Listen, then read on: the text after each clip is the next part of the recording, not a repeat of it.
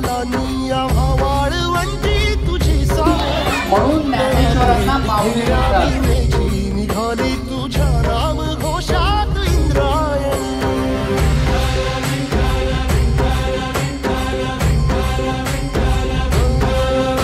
भिडे आसमंती ध्वजा वैष्णवांची उभी पंढरी आज नानावली.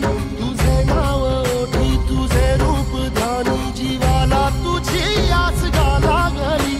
जरी बाप साऱ्या जगा